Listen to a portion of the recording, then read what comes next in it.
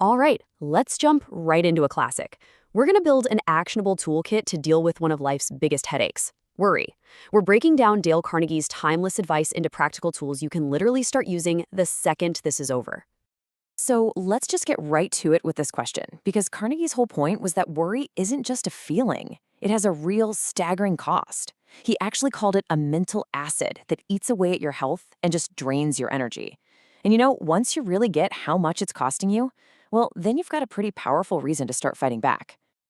And here it is. This is the big idea, the real light bulb moment. Carnegie didn't see worry as some permanent part of your personality. He saw it as a habit. A bad habit, sure, but a breakable one.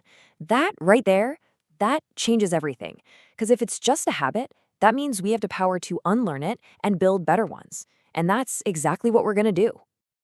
Okay, so where do we start? With the first and honestly the most important tool in the whole box. This is the foundation that everything else is built on top of. Carnegie had this amazing metaphor for it. Day-tight compartments. Think about an old school ship, one with watertight sections.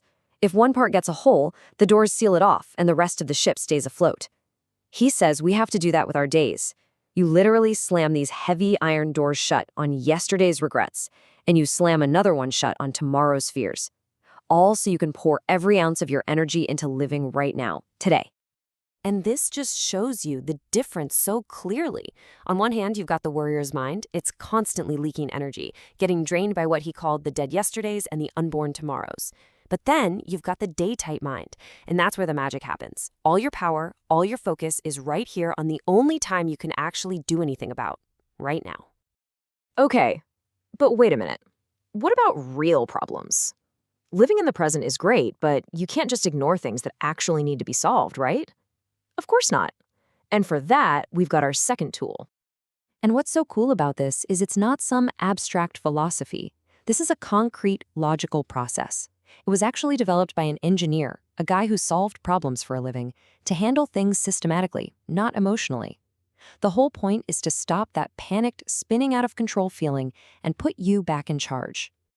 So here's how this three-step formula works. First, you face it head on. You ask yourself, okay, honestly, what is the absolute worst-case scenario here? Step 2, and this is the key part, you mentally prepare yourself to accept it. That doesn't mean you want it to happen, but you accept that you could handle it if it did. And suddenly, the fear loses its power.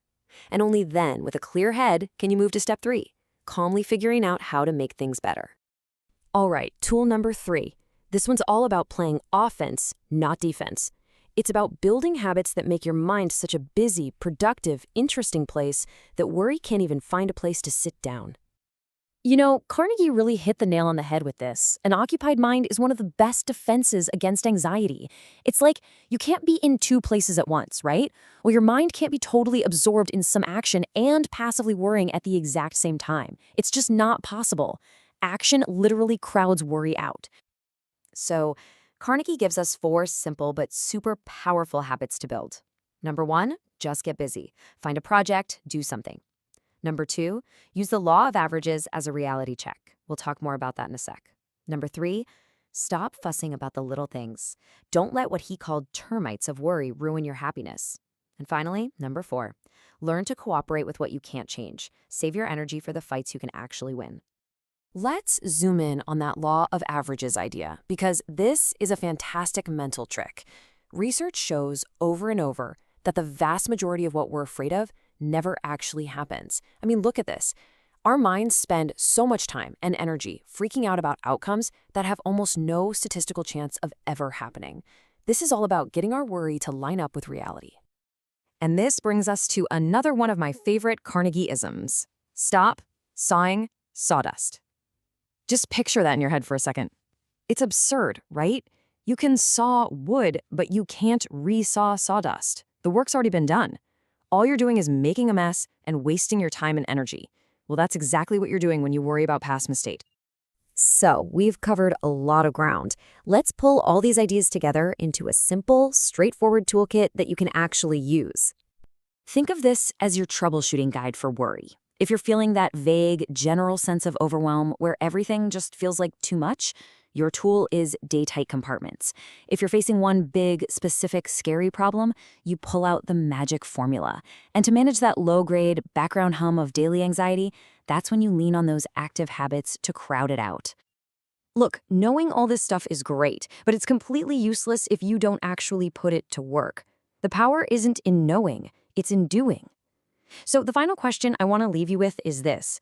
Think about what you're dealing with right now and decide, which one of these tools will you pick up and use today?